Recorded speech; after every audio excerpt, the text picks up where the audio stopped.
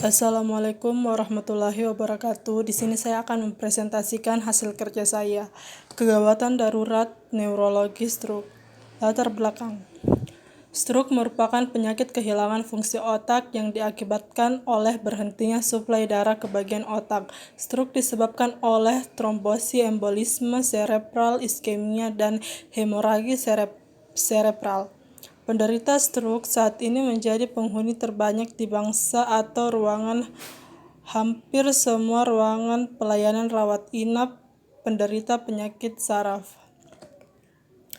Definisi stroke menurut WHO Task Force in Stroke and Other Cerebrovascular adalah suatu gangguan disfungsi neurologis akut yang disebabkan oleh gangguan peredaran darah dan terjadi secara mendadak dalam beberapa detik, atau setidak-tidaknya secara cepat dalam beberapa jam, dengan gejala-gejala dan tanda-tanda yang sesuai dengan darah vokal otak yang terganggu.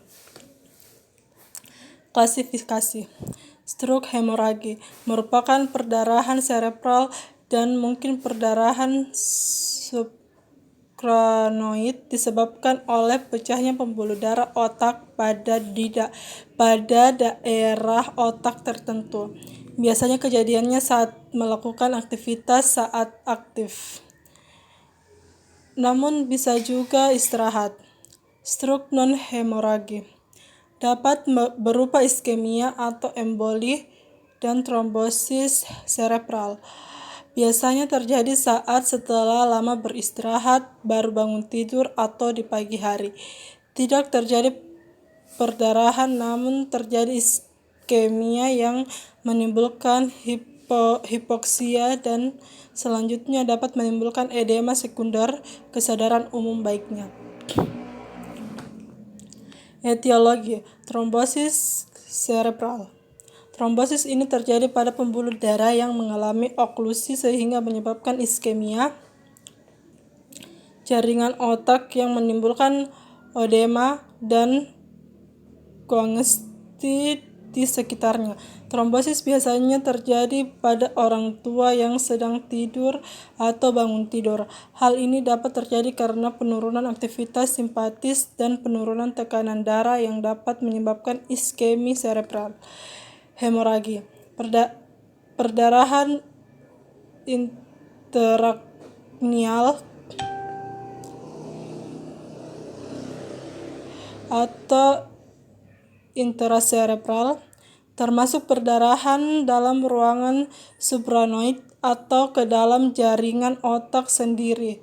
Perdarahan ini dapat terjadi karena aterosklerosis dan hipertensi. Akibat pecahnya pembuluh darah otak menyebabkan perembesan darah ke dalam parenkim otak yang dapat mengakibatkan penekanan, pergeseran, dan pemisahan jaringan otak yang berdekatan, sehingga otak akan membengkak. Jaringan otak tertekan sehingga menjadi infark otak, edema, dan mungkin herniasi otak. Hipoksia umum, hipertensi yang parah, cardiac pulmonary arrest, cardiac output turun akibat aritmia, hipoksia setempat, spasmi arteri cerebral yang disertai perdarahan supranoid, vasokonstriksi arteri, disertai sakit kepala migran. Tanda dan gejala. Stroke menyebabkan defisit neurologi bergantung pada lokasi lesi, pembuluh darah mana yang tersumbat, ukuran area yang perfusinya tidak dapat adekuat, dan jumlah aliran darah kolateral. Stroke akan meninggalkan gejala sisa karena fungsi otak akan membaik sepenuhnya. Berikut tanda gejala stroke. Yang pertama, kelumpuhan pada salah satu sisi tubuh atau bisa dibilang pares atau hemiplegia. 2. Lumpuh pada salah satu sisi wajah anggota badan, biasanya hemiparesis yang timbul mendadak. Ketiga, tonus otot lemah atau kaku. 4. Menurun atau hilangnya rasa. 5. Gangguan lapang pandang. 6. Afasia atau bicara tidak lancar atau kesulitan memahami ucapan. 7. Disatria, bicara pelo atau cadel. 8. Gangguan persepsi. 9. Gangguan status mental. 10.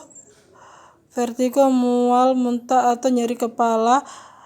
11. Kesadaran menurun. Terima kasih atas waktunya. Semoga bermanfaat bagi kalian semua. Wassalamualaikum warahmatullahi wabarakatuh.